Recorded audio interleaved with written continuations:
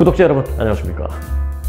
미국이 우리에게 어떤 악의를 가지고 했다라는 정황은 발견되지 않고 있습니다.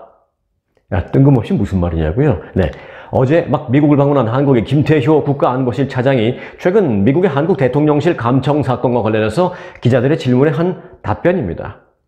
다시 말씀드릴까요? 미국이 어떤 악의를 갖고 했다라는 정황은 없습니다 라고 말했습니다. 자, 그러니까 이제 이런 거죠. 어느 날 보니까 누가 내 집을 몰래 들여다보고 있었습니다. 그런데 지나가던 이웃들이 그걸 발견하고는 놀래서 집주인에게 알려준 겁니다. 그런데 그 집주인이 하는 말이 저 사람이 무슨 악의를 가지고 내 집을 들여다보고 있었는지에 대한 정황은 아직 발견되지 않았습니다 라면서 몰래 들여다본 그 사람은 오히려 안심시키고 있는 겁니다. 몰래 들여다보다가 들켰으니까 얼마나 놀랬겠습니까 라면서 도리어 토닥여주고 있는 겁니다. 자, 이 말을 한 김태효 국가안보실 차장이 어제 미국에 도착했습니다. 그러니까 이제 많은 일들을 하겠죠? 네, 많은 일들 하고 계시리라고 봅니다.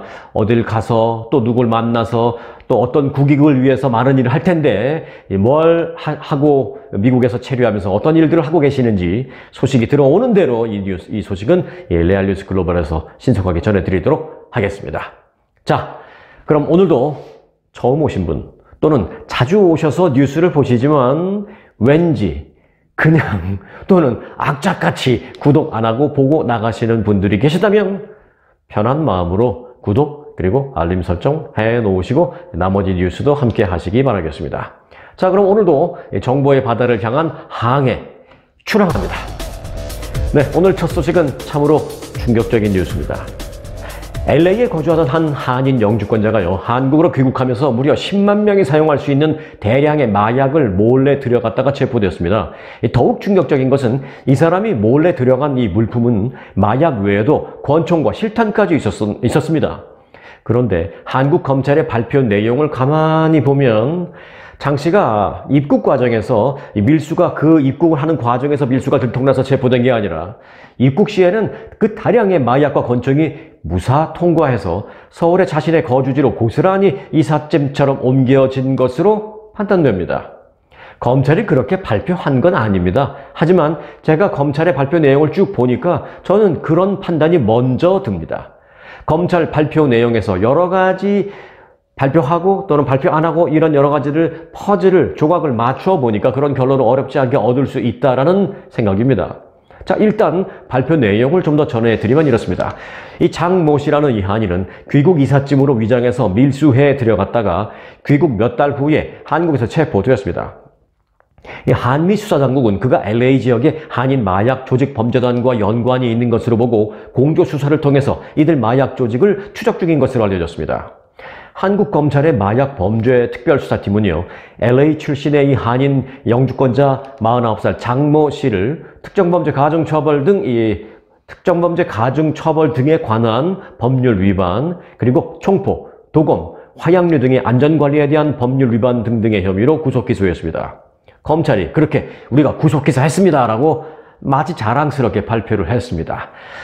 제가 마치 자랑스럽게 라고 약간은 좀 비아냥거리는 듯한 말투로 여러분에게 말씀드리는 이유가 있습니다. 자, 검찰에 따르면요, 장 씨는 시가 약 8억 원 상당의 필로폰 3.2kg을 밀수해서 한국에서 유통을 시도했습니다. 이는 무려 10만여 명이 사용할 수 있는 분량입니다. 이에 더해서 장 씨는 45구경 권총 한 정, 실탄 50발도 함께 마치 이삿짐인 것처럼 그 소파 속에 막 넣어서 밀수해서 들여갔습니다. 들여갔다가 뒤늦게 체포된 것입니다. 자, 여기까지가 검찰 발표를 그대로 받아 적어서 기사화된 이 한국 언론의 보도 내용입니다. 그런데 사실 엄밀히 말하면 그 많은 양의 마약과 총기류가 들여가던 그 과정에서 세관 등에 발각된 게 아니고 이미 귀국 이삿짐 다 통과하고 한국에서 몇 달씩 살고 있던 도중에 뒤늦게 체포된 겁니다. 아마 그의 귀국 당시에는 그의 밀수 사실을 전혀 몰랐다가 추후 한미 양국의 어떤 그 정보 교환, 첩보 제공 등등을 통해서 뒤늦게 알고 그의 거주지를 급습하면서 체포하게 된 것으로 보입니다. 그랬으니까 지난 8월에 들어간 사람을 8개월이나 지나서 뒤늦게 지난달 체포한 것이죠. 다시 말하면 그의 귀국 이삿짐 통관 그 자체는 지난 8월 당시에는 그냥 통과됐다는 것을 의미합니다. 이삿짐 통관 과정에서 발견됐다면 아마 그때 현장에서 어마어마한 뉴스거리가 되면서 체포됐을 것입니다. 이 장 씨는 한국에서 학업과 군 복무를 모두 마치고 미국에서 LA에서 약 15년간 생활을 한 영주권자로 지난해 8월 부모의 건강 문제 등등을 이유로 한국으로 귀국한 소위 LA 한인으로 나타났습니다. 귀국 전에 이 LA에서 거주하던 장 씨는 LA 등지에서 마약 딜러 생활을 해온 것으로 검찰은 파악했습니다. 장 씨가 귀국 직전 마약 조직원에게 대량의 필러폰을 구매한 정황이 담긴 메신저 대화 내용도 확보했습니다. 장 씨가 접촉한 마약 조직은 한인 유학생과 또 한인 2, 3세들로 구성되어 있는 LA 지역 한인 마약 조직으로 알려졌으며 연방 마약 단속국과 한국 검찰이 공조해서 이 마약 조직에 대해서 파악하고 추적 중에 있는 것으로 전해졌습니다. 이 내용도 검찰이 밝힌 내용 중에 하나입니다. 자, 검찰이 밝힌 이 공소장을 들여다보면 한국이 그를 입국 과정에서 잡은 게 아니라 귀국 후 몇 달이 지난 최근에야 뒤늦게 정보를 입수해서 체포한 것임을 더 정확히 알 수 있습니다. 검찰이 밝힌 공소 내용을 좀 더 보면 이렇습니다. 장 씨는 지난해 7월 26일 LA 소재 주거지에서 필로폰 3.2kg을 9개의 비닐팩에 진공 포장해서 소파 테이블 안에 은닉하고 45구경 권총과 실탄 50발을 공구함 등에 은닉해서 분산해서 이제 숨겨서 이삿짐으로 위장해서 선박 화물로 발송했습니다. 그런 뒤에 이제 9월 9일 부산항에 도착하게 하는 방법으로 밀수를 했습니다. 또 장 씨는 올해 3월 25일 필로폰 약 0.1g을 쿠킹 호일에 올려놓고 라이터로 가열한 후에 발생하는 그 연기를 흡입하는 방법으로 마약을 투약한 혐의도 받고 있습니다. 이거 뭐 영화에서나 보는 그런 굉장히 전문적인 마약 투약자죠. 장 씨는 한국으로 들여간 마약의 대부분을 집안에 밀봉 상태로 보관 후에 판로를 물색하면서 한국 내 마약상과 접촉하기도 했습니다. 그러나 검거 당시까지 이 본격적인 유통은 이루어지지 않은 것으로 검찰은 그렇게 알고 있다라고 밝혔습니다. 하지만 이 내용을 100% 우리가 신뢰할 수는 없습니다. 검거 당시까지 8개월이 있었는데 과연 단 하나의 마약도 팔지 않았을까요? 검찰은 기소 이후에도 장 씨를 상대로 정확한 밀수 경위와 추가 범행 여부 등을 조사하고 있다고 밝혔습니다. 자, 사실 이 한국 검찰이요, 장 씨를 입국 과정에서 밀수를 발견해서 체포한 게 아니라 뒤늦게 체포한 것 같다라는 그 제 말은요, 사실 일체 검찰에 의해서 발표된 내용은 아닙니다. 하지만 기자 생활 오랫동안 한 제 경험상 여러 가지 정황을 놓고 봤을 때 그럴 것이다라고 제가 판단하고 추측하고 있는데요. 검찰의 추후 발표를 보면 제 판단이 틀리지 않았음을 입증해 줄 수 있겠습니다. 자, 검찰이 어제 공개한 바에 따르면 이렇습니다. 한국 검찰은 지난해 12월, 즉 장 씨가 입국한 지 4개월이 지난 시점에서 첩보를 입수했고 올해 3월 장 씨가 다른 마약 사범과 전화통화한 내역 등을 확보하고 그때서야 미국의 연방마약 단속국과 공조해서 장 씨의 자세한 정보를 파악했습니다. 그리고 3월 28일 장 씨의 주거지를 압수수색하고 긴급 체포했습니다. 왜 있잖아요. 한국 검찰의 주특기. 한국 검찰이 제일 잘 아는 거 주특기. 매일 뉴스 보면 하루도 거르지 않고 나오는 단어 압수수색 있잖아요. 자, 한국 검찰의 주특기인 그 압수수색 과정에서 다량의 필로폰과 권총 등을 발견한 것으로 알려졌습니다. 그런데 여기서 한 가지 더 생각해 봐야 할 게 있습니다.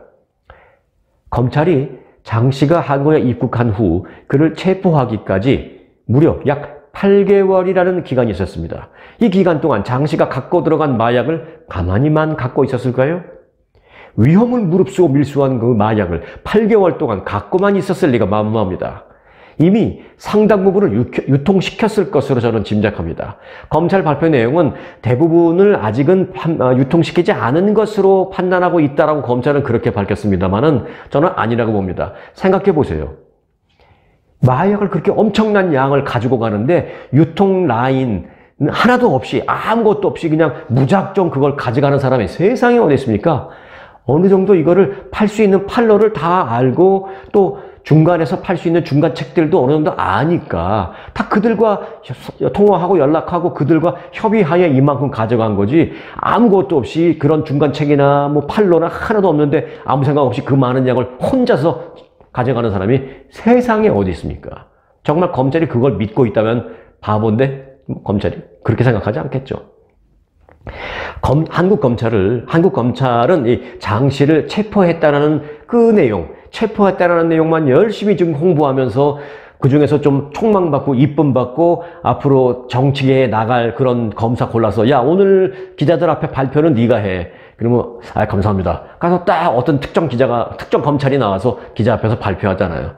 뭐 발표 잘하기는 해요. 기자들이 질문하는 내용 중에서 준비한 것만 하고 뭐 좀 어려운 거나 민감한 내용 나오면 그거는 그 답변은 적절하지 않은 것 같습니다. 어디서 본 건 있으니까 그 답변은 이 시간에 하는 건 적절하지 않은 것 같습니다. 뭐 이러면서 대충 하고 내려가잖아요. 그 사이에 그 검사 얼굴 알려지고 이름 알려지고 하면서 추후에 검찰 그만두고 정계에 나갈 때 큰 도움 받겠죠. 여하튼 죄송합니다. 잠깐 딴 얘기했습니다.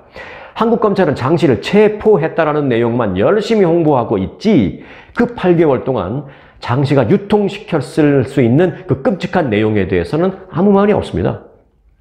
밀수해간 마약이 무려 10만 명이 투약할 수 있는 양이라면서 그 중에 만약에 10분의 1 정도만 유통을 시켰어도 무려 10,000명 투약범이라는 그런 얘기인데 검찰의 뒤늦은 체포로 이 10,000명의 투약자가 생길 수 있었다라는 사실은 어떻게 설명할지 주목됩니다. 물론 10,000명이 투약했다는 게 아니고요. 10분의 1을 또 팔았다는 것도 아닙니다. 10분의 1일 수도 있고 100분의 1일 수도 있고 정말 검찰 말대로 거의 다 안 팔았을 수도 있고 아니면 10분의 1이 아니라 5분의 1을 팔았을 수도 있고요. 그건 모르는 일입니다. 그런데 이렇게 8개월이 지난 뒤에야 그 장 씨가 한국에 들어간 지 그렇게 뒤늦게 체포했다는 그 상황 8개월이라는 그 긴 과정이 저는 아주 끔찍하게 느껴집니다. 이런 상황을 만든 거 이게 다 책상에 앉아서 들어오는 첩보에만 의존하기 때문에 발생하는 겁니다. 만일 이번에도요 미국 쪽에서 첩보가 제공되지 않았더라면 한국 검찰 아직도 모르고 그냥 앉아 있었을 겁니다. 사실 첩보를 얻어내는 것도 다 실력이고 또 평소에 깔아놓은 그물망 때문이라는 것 저도 잘 압니다. 기자들도요 책상에 앉아서 제보 오기만을 기다리는 그런 기자도 있습니다. 하지만 또 어떤 기자는 평소에 여러 분야에 걸쳐서 많은 일을 해놓고 또 인맥도 다져놓고 등등 그런 노력의 결실로 딱 앉아서 제보가 많이 오는 그래서 그 제보를 많이 받는 기자들도 있습니다. 검찰도 마찬가지일 것이라고 생각합니다.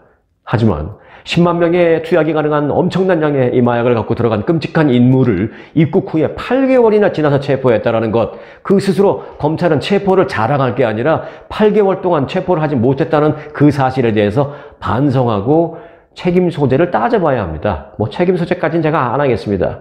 참 리뷰해봐야 되는 문제입니다. 이거는 정말 말씀드린 대로 체포 사실을 자랑하거나 홍보할 일이 아니라 8개월 동안 있었을 일을 상상하면 늦어도 한참 늦게 체포한 그 사실에 대해서 부끄러워하고 또 국민들에게 죄스러워하는 생각을 가져야만 합니다. 굳이 긍정적으로 제가 한마디를 해드린다면 이제라도 잡혔으니 다행입니다 정도밖에 해줄 말이 없습니다. 자, 다음 소식은 항공권 소식입니다.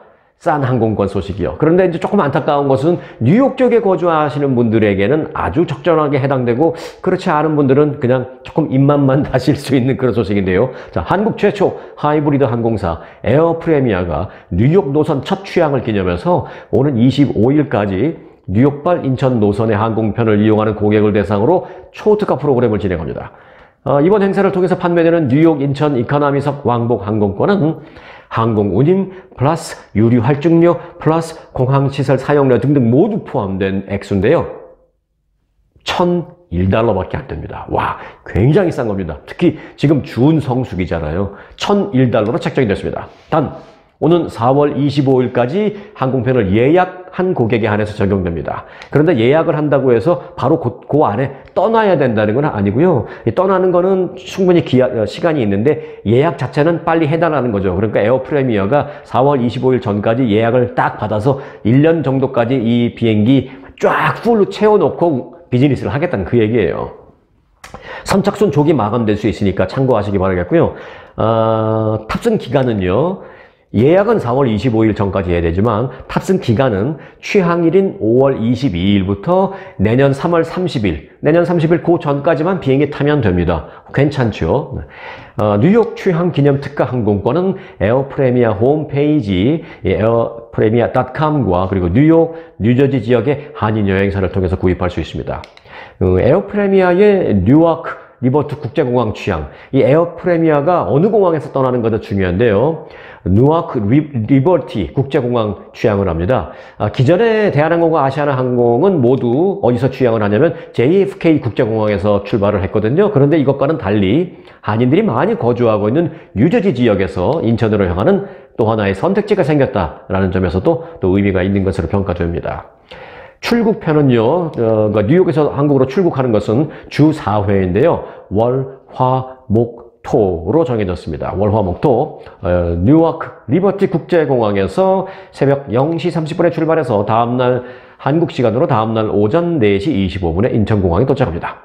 이 해당 노선에는 보잉 787-9 이 드림라이너 기종이 투입되고요. 또 프리미엄 이카노미석 56 그리고 이카노미석 253개석의 자리가 구성되어 있습니다. 이 프리미엄 이카노미석은 비즈니스하고 이카노미석의 중간인데 사실은 돈으로 따지면은 이카노미석보다 그냥 몇백 불 정도만 더 내면 되죠. 비즈니스보다 훨씬 싸죠. 그런데 이카노미석보다는 상당히 많이 편안하다라고 이제 뭐 에어 프리미엄에서 그렇게 얘기해요. 저는 그 에어 프리미엄 안 타봐서 모르겠습니다. 그런 자리 56석 그리고 일반석 253석의 구성으로 모두 309석으로 운영되어 있다고 합니다. 이 에어 프리미엄 측은 미국 서부 LA에 이어서 동부 뉴욕 지역에 두 번째 미주 노선을 취항하게 돼서 기쁘다라면서 합리적인 가격에 편안한 프리미엄 이코노미 좌석이 이미 LA 이용 승객들에게도 호평을 받고 있고 또 뉴욕 노선에도 이러한 기대가 이어지기를 바랍니다.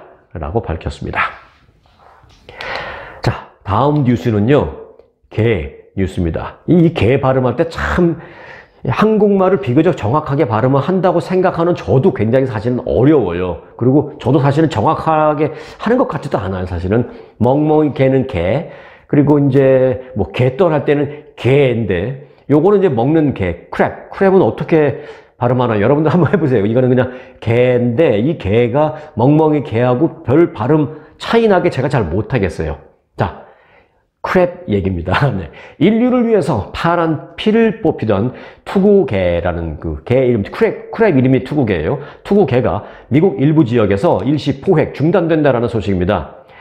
투구개는 이제 생긴 게 마치 이 투구처럼, 얼굴에 쓰는 투구처럼 생겼다라고 해서 한국에서는 이제 투구개라고 불리는데 영어로는 Japanese Horseshoe Crab이라고 합니다. Japanese Horseshoe, 일본의 말을 밟으면 좀 틀리게 생겼나요? 여하튼 Japanese Horseshoe Crab이라고 합니다. 이렇게 생겼습니다. 그런데 투구개는 코로나19 백신 개발을 위해서 희생된 대표적인 동물입니다. 무슨 얘기냐고요? 네, 투구개의 파란 피, 투구개의 피는 파란색이에요. 이 파란 혈액은 몸 안으로 침투한 세균을 빠르게 식별하는 능력을 가진 그런 특별한 기능이 있습니다. 파란 피에 포함된 질병 방어 성분, 이 헤모시아닌이라는 성분이 질병에 노출된 부분을 즉시 응고해서 오염이 됐는지 여부를 알려주는 기능이 있다고 합니다. 이 백신의 오염도를 점검하거나 또 신약을 개발하는데 이 최적의 역할을 수행하는 그런 기능을 하는 게 이 투구개의 파란 피였다고 합니다. 실제로 전 세계 수많은 제약회사는 이 투구개의 파란 혈액을 채취해서 이를 신약 개발이나 약물 오염도 측정에 사용하고 있습니다. 이 투구개의 파란 피 체열을 어떻게 하냐고요? 이렇게 합니다. 이렇게 투구개의 체혈을 해서 이를 이용해서 앞서 말씀드린 방법으로 코로나19 백신을 개발하는데 결정적인 역할을 합니다. 했습니다. 하지만 그 과정에서 투구개는요, 무차별적인 포획으로 인해서 개체수가 크게 감소해 2016년 세계 적색목록 멸종위기 종에 등재가 되었습니다. 인류를 구하기 위해서 멸종위기를 맞게 된 투구개를 보존하기 위해서 늦게나마 조치가 취해졌습니다. 미국 남부환경법센터는요, 사우스캐롤라이나 해변 30곳에서 투구개 포획이 지금 일시 중단됐다라고 밝혔습니다. 그래서 환경단체가 아주 환영을 하고 있는데요. 하지만 제약단체에서는 아주 곤혹스러운 입장을 표명하고 있습니다. 이번 조치로 제약회사 측은 투구개가 금지 지역에서 포획되지 않았음을 증명해야 하고요. 또 금지 지역을 제외한 곳에서 포획을 한다 하더라도 그 경우에 GPS를 사용해서 실시간 위치를 공유해야 합니다. 우리가 이 투구개를 포획하지만 금지 지역에서 한 게 아닙니다라는 것을 입증하기 위해서 GPS를 사용하면서 포획을 해야 합니다. 제약사 측에서는 불편을 호소하겠죠.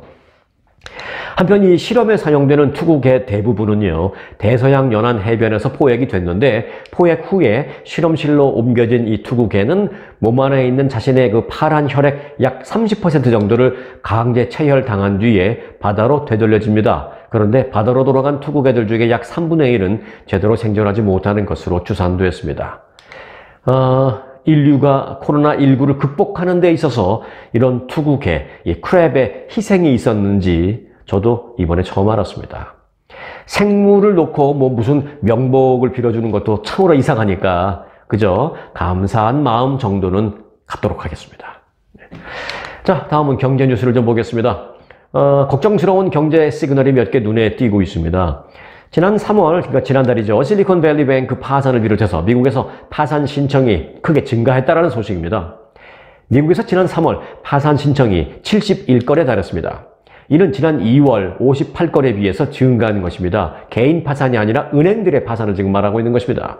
지난 2022년 3월에 33건이었던 것과 비교하면 은행 파산 2배가 넘는 수준입니다. 또 이는 코로나19 팬데믹 초기였던 2020년 7월 74건을 기록한 이후에 가장 많았습니다. 올해 3월까지 1분기 동안 파산 규모는 183건으로 지난 12년 동안 보더라도 가장 많은 수준을 기록하고 있습니다.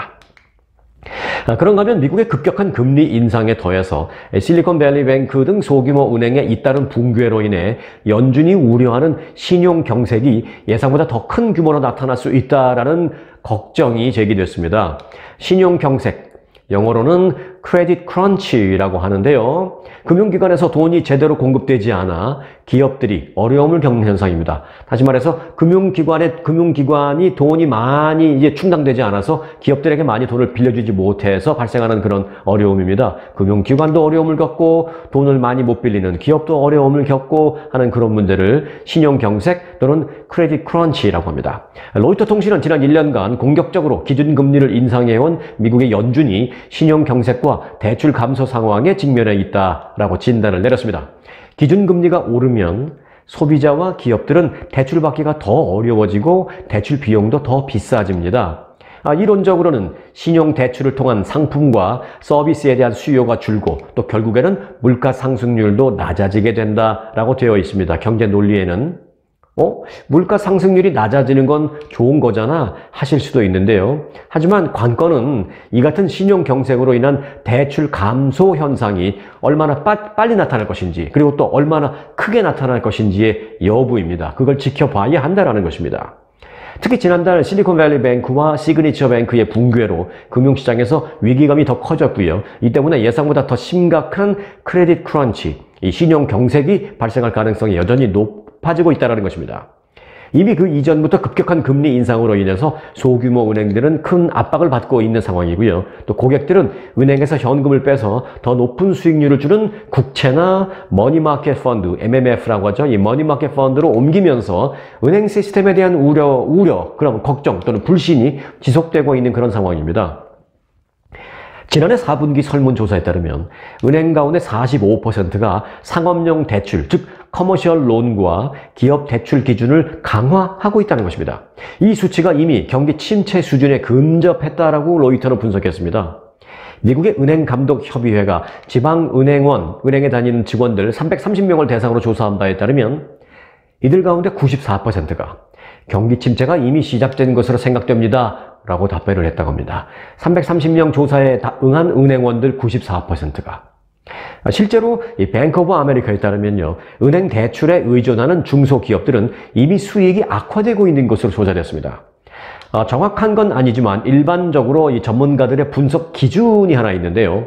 은행이 대출을 10%포인트 줄이면 미국의 생산량은 0.5%포인트 감소한다라고 추정이 되고 있는 그런 전문가들의 분석 기준 중에 하나가 그게 있습니다. 이런 가운데 미국 정부는 아니다, 걱정할 단계는 아닙니다 라는 말만 지금 반복하고 있습니다. 경제는 심리다 라는 그 이론 때문에 자칫 국민들의 심리를 잘못 자극했다가는 없는 위기도 올 수 있으니까 나라의 경제관료 수장이 섣불리 어떤 위험을 얘기하기는 쉽지 않겠다라는 어떤 그런 직업적인 의식이 있겠다라는 생각, 저도 충분히 이해는 하긴 합니다만은, 제닛 옐런 연방재무부 장관은 아직까지 크레딧 크런치, 즉 신용 경색을 우려할 만한 그 어떤 사인도 보이지 않고 있다라는 말만 반복하고 있습니다. 하지만 그러나 또 다른 경제 모니터링 기관인 IMF의 입장은 좀 다릅니다.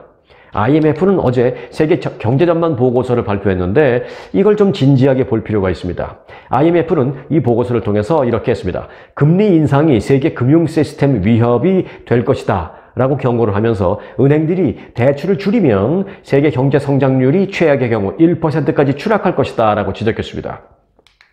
경제 성장률이 1%다라고 하면 아니 그래도 1% 성장했잖아 라고 생각할 수 있습니다만 사실상 성장률이 1%라는 것은 거의 뭐 제로 성장하지 못했다라고 보면 되고요. 뭐 성장률이 0%라는 것은 거의 후퇴했다라고 그렇게 받아들이면 됩니다. 그러니까 성장률이 못해도 한 3% 정도는 돼야 되거든요. 지난 50년 동안 1%대 경제 성장률은 제1차 오일 쇼크, 그리고 제2차 오일 쇼크 때 그랬고요. 그리고 이제 기억하시죠? 2008년 금융위기, 이 서프라임 모기 사태, 그때 1%대였고, 그리고 최근에는 팬데믹 왔을 때, 그때 1% 뿐이었습니다. 정상적일 때는 1% 성장률이라는 것은 있어서는 안 된다는 얘기죠.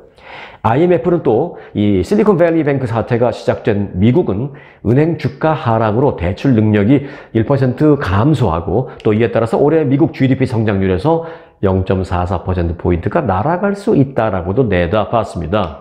그래서 IMF는요, 올해 미국의 경제 성장률을 1.6%라는 낮은 수치로 전망치를 내놓았습니다. 방금 말씀드렸죠.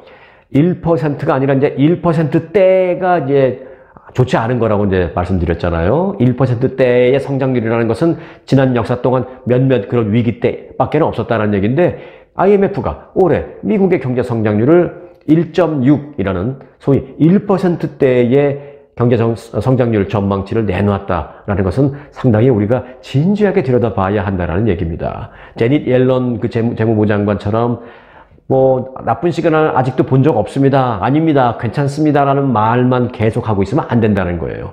제가 한 가지 뭐 희망적으로 바라보는 것은 재무부 장관님께서 말은 그렇게 하면서 국민들을 안심시키지만 내부적으로는 무언가 철저한 어떤 효율적인 조치를 강구하고 또 고민하고 그렇게 계시리라고 믿습니다. 또 그렇게 해주길 바라고요. 자, 모두가 yes라고 하는데 혼자서 당당히 no라고 말할 수 있는 것도 중요하기는 합니다만은 모두가 지금 경제를 걱정하고 있는데 혼자서 걱정 없다고 no를 외치고 있는 건 아닌지 그걸 좀 지켜보고 싶습니다. 또 지켜봐야 합니다. 누가요? 네, 여러분들이요. 우리 모두요. 대중이요. 대중이 높은 인식을 갖고 정책 위반자들의 어떤 대응하는 모습을 두 눈 부릅뜨고 지켜볼 때 더 나은 세상을 구축할 수 있기 때문에 그렇습니다. 그 대중의 인식을 조금이나마 높일 수 있는 역할을 저희 그 레알뉴스 글로벌에서 하려고 이렇게 노력하고 있는 것입니다. 자, 다음 소식은 인공지능 AI 소식입니다. 그리고 요즘은 인공지능 AI 여기에 더해서 더 나아가 인공지능과 대화를 할 수 있다거나 또는 인공지능에게 어떤 일을 맡길 수 있는 그런 단계까지 와 있는데요. 메신저로 인간처럼 대화를 하거나 글을 작성할 수 있는 AI.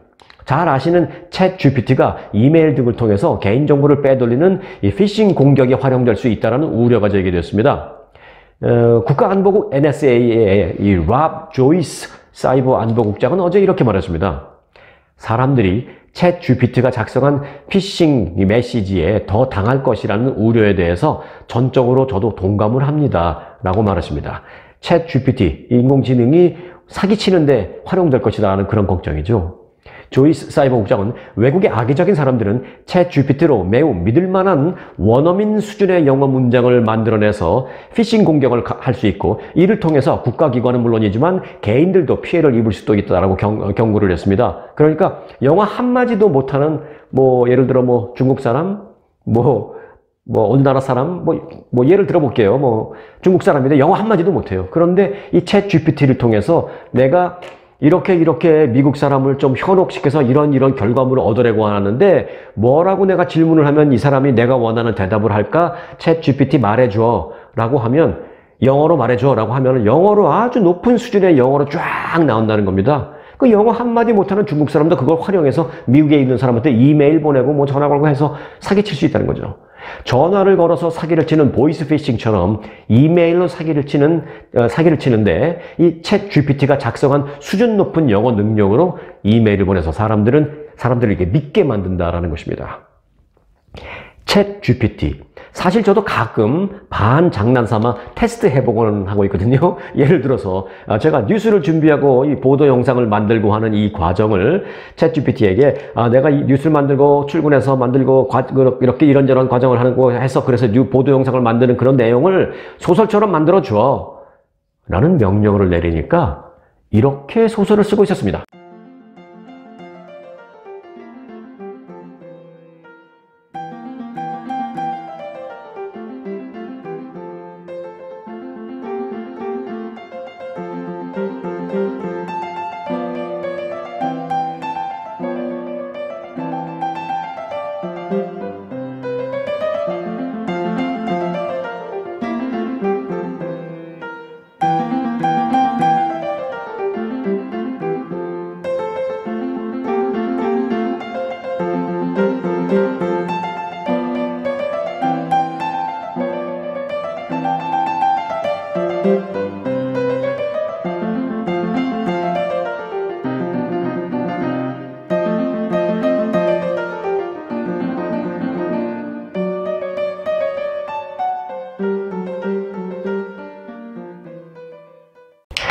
이 같은 높은 수준의 기술 발전이 곧 높은 수준의 사기 기술 발달로 이어질 수 있으니까 앞으로는 아무거나 또는 아무나 믿을 수 없는 시대가 될 것입니다. 꼭 참고해 주시기 바라겠습니다.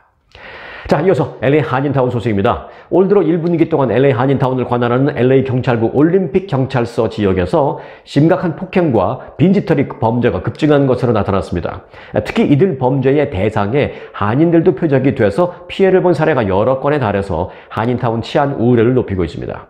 이 LAPD에 따르면 지난 1분기 올림픽 경찰서 관할 지역에서 강력범죄 또는 성폭행 등과 강도 사건 등은 살짝 줄었습니다만은 가중폭행 사건이 상당히 증가했다고 합니다. 이 가중폭행이란 영어로 aggravated assault라고 합니다. 이 aggravated assault, 가중폭행이라는 것은 큰 부상을 유발할 정도의 폭행 또는 노약자 폭행 등 단순 폭행 수준을 넘어서 위험한 수준의 심각한 폭행을 일컫습니다. 올해 1월 1일부터 4월 1일까지 LA 한인타운 지역에서는 283건의 가중폭행이 발생했으며 이는 1년 전에 비해서 17%가 늘어난 숫자입니다. 2년 전에 비하면 35%가 늘어났습니다.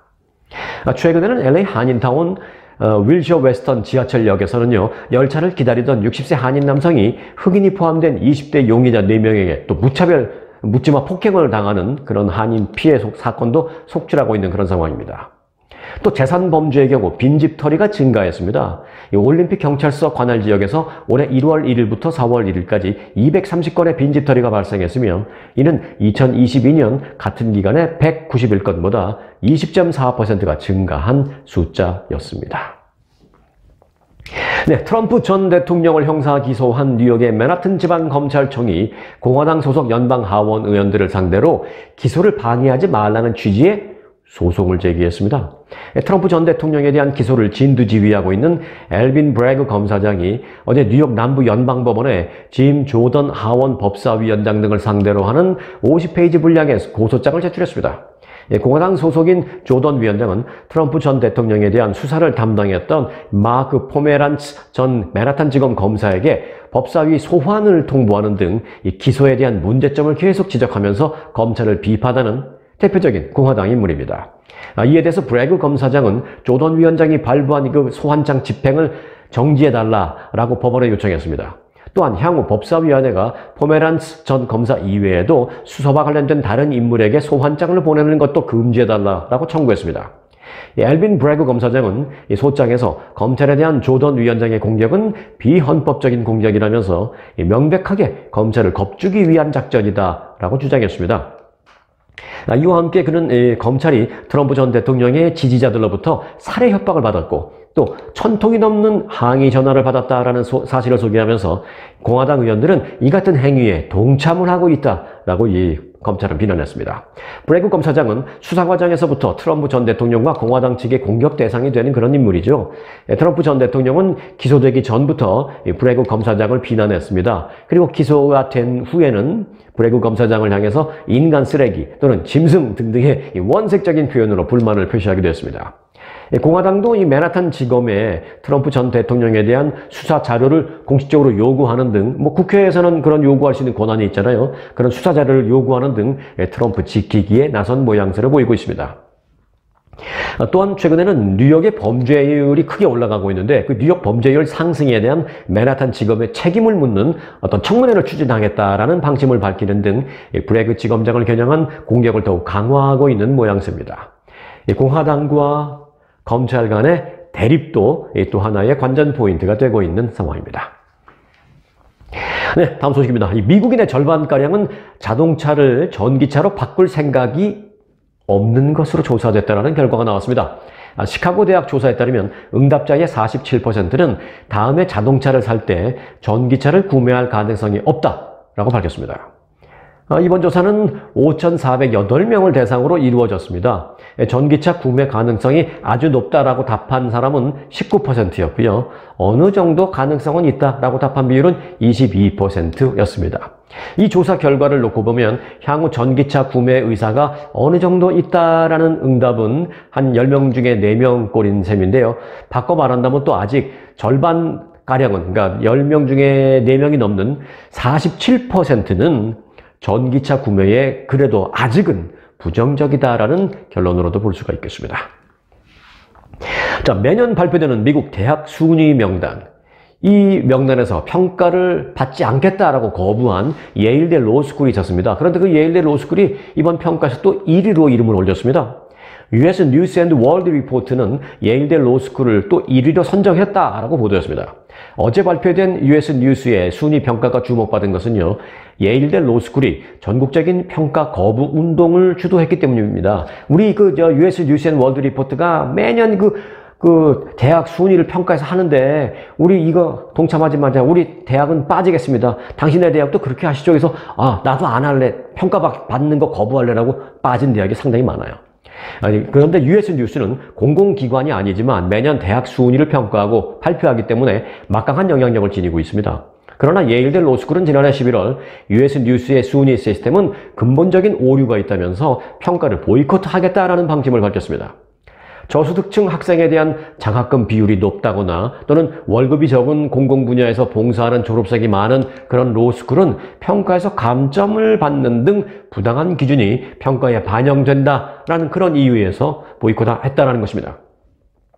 1990년부터 US 뉴스의 로스쿨 평가에서 꾸준히 1위 자리를 지킨 예일대 로스쿨의 이 보이콧 선언에 따른 다른 로스쿨들도 많이 있었습니다. 하버드대 로스쿨도 순위 평가 거부를 선언했었습니다. 그런데 미국 상위 14개 로스쿨 가운데 하버드는 또 이번에 높은 상위권에 올랐습니다.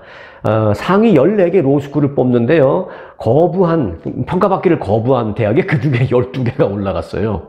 자, 정보 제공 거부 선언에도 불구하고 US 뉴스는 이들 학교를 순위 평가에 포함을 했습니다. 예일대와 함께 보이콧을 선언한 스탠퍼드대 로스쿨은 공동 1위를 기록했고요. 하버드대 로스쿨도 역시 거부했는데 펜실베니아대 로스쿨과 함께 공동 4위에 이름을 올렸습니다. 자, 지난 6일 넷플릭스에서 새롭게 공개된 시리즈 하나가 큰 관심을 지금 끌고 있습니다. 시리즈의 제목은 비프. 영화 비평 전문 웹사이트 로튼 토마토에서 최고 평점에 가까운 점수를 얻었습니다. 로튼 토마토 하니까 너무 굴리네. 좀 꼴보기 싫을 수 있어요. 이럴 때. 진짜 굴리려면 로튼 토메이토 이런 식으로 해야 되는데, 참 이게 한국 뉴스를 하다가 가끔 영어 나오면, 이걸 어떻게 발음을 해야 되지? 고민이 되는데요. 이 정도 고민을 제가 토로했으니까 이해해 주실 걸로 알고 그냥 한국식으로 발음을 하겠습니다. 로튼 토마토에서 최고 평점에 가까운 점수를 얻었습니다. 비프는요, 미국에서 살아가는 아시안 이민자들의 이야기를 담은 코미디 시리즈물입니다. 비프는 한국계 배우 스티븐 연과 조셉 리, 그리고 중국계인 엘리 웡이 주연을 맡았습니다. 극중 스티븐 연과 이 엘리 웡은 운전을 하다가 붙은 어떤 시비를 시작으로 해서 끊임없는 복수를 주고받으며 미국 속의 아시안으로서 살아가는데 웃고 울만한 많은 그야말로 이제 살아가는 내용을 그 안에서 보여줍니다. 비프는 로튼 토마토에서 전문가 추천을 99%, 관객 추천을 92% 기록했습니다. 영화 평론가 다수는 해당 작품이 구성과 퍼포먼스 부문에서 뛰어난 작품이다 라고 극찬을 했습니다. 이 멜라니 맥팔랜드라는 TV 비평가는요, 이 코미디 시리즈물 비프는 현 미국 사회에서 쉽게 보이는 분노 등 복합적인 감정을 잘 나타낸 작품이며 아카데미 수상 목록에 올라야 할 작품이다 라고 아주 호평을 하기도 했습니다. 또한 작품에는 또 모바일 메신저 앱, 우리가 한국 분들 많이 쓰잖아요. 카카오톡. 이 카카오톡을 사용하는 그런 장면도 많이 나오고요. 또 한인 교회도 나오고 또 한국말도 자주 들리는 등 이 한국 정서를 느낄 수도 있는 그런 드라마였습니다. 였습니다가 아니라 드라마입니다. 지금도 상영되고 있어요. 네. 비프 시즌 1은 총 10개 에피소드로 구성되어 있으며 어제 기준으로 TV쇼 부문 넷플릭스 세계 순위 2위를 기록하고 있습니다. 자, 이어서 보너스 뉴스 시간입니다. 자, 오늘 보너스 뉴스는요, BTS 소식으로 준비하겠습니다. 우리 BTS 멤버들 얘기해 주시는 거야? 라고 생각하시는 분들 몇 분 보이네요. 네. 오늘 보너스 뉴스의 제목은요, 6년 동안 3시간 이상 자본 적 없다. 입니다. 아니, BTS 얘기해 준다 그러더니 갑자기 무슨 6년 동안 3시간 이상 자본 적이 없다. 네.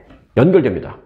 BTS 멤버 슈가와 지민이 최근에 한 방송에 출연했는데요. 그 방송에 나와서 그룹 활동에 대한 비하인드 스토리를 많이 털어냈습니다. 이들은 방탄소년단 춤 연습 비하인드도 전했습니다. 멤버 중 슈가는 춤 연습은 하루에 얼마나 하느냐라는 질문에 대해서 저 같은 경우에는 춤을 한 번도 안 춰본 상태로 서울에 왔습니다.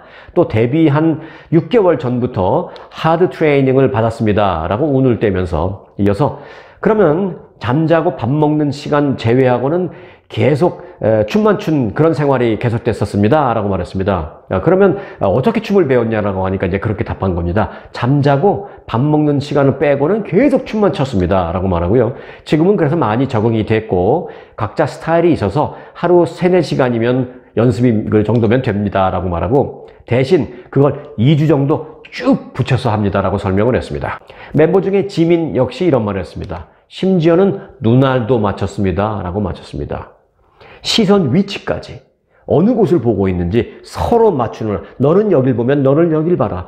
너는 여길 쳐다볼 때 관중들은 어떻게 반응할 것이다. 그렇다면 너는 여길 봐라. 그것까지 다 맞추느라 PD님이 좀 많이 가혹하게 시켰었습니다. 라면서 웃으면서 얘기를 했습니다. 멤버 중에 또 슈가는 누군가가 무대를 어떻게 하면 잘해요? 라든지 또는 어떻게 준비했어? 라고 물어보면 사실 저희는 자부심이 있습니다. 라면서 모든 사안을 다 시뮬레이션을 해서 연습을 다 했습니다. 라고 말하면서 예를 들어서 모자를 쓰고 춤을 막 추고 공연을 하는데 예기치 못하게 모자가 떨어지는 상황도 발생할 수도 있잖아요. 그러면 모자가 떨어진다든지 또는 갑자기 신발끈이 예기치 못하게 풀렸다든지 이런 모든 상황을 다 예상해서 준비를 했었다라고 정말 자부심 있게 말을 했습니다. 취침 시간, 잠자는 시간을 묻는 질문에는 지민이라는 멤버가 이렇게 대답했습니다. 빨리 잠드는 게 새벽 3, 4시였습니다. 라고 답변했습니다. 그리고 슈가는 저도 그렇습니다. 사실 저만 그럴 수도 있겠지만 하고 웃으면서 어릴 적부터 이 아이돌의 스케줄을 살아보면 쪽잠 자는 게 습관이 되어 있습니다. 너무 바쁜데 대기하는 시간도 길고 그렇다 보니까 중간중간 차에서 자고 의자에서 자고 바닥에서 자고 돗자리 깔고 자고 이런 것이 반복이고 그런 것이 익숙해져 있었습니다. 라면서 저는 지난 5, 6년 동안 3시간 이상 쭉 자본 적이 없었습니다. 라고 고백을 해서 놀라움을 자아냈습니다. 네. 그래서 오늘 보너스 뉴스를 전해드리는 그 포인트가 바로 여기에 있습니다. 한창 잠만을 나이인 이들이 5, 6년 동안 서너 시간이 아니죠. 3시간 이상을 쭉 자본 적이 없다. 라는 말.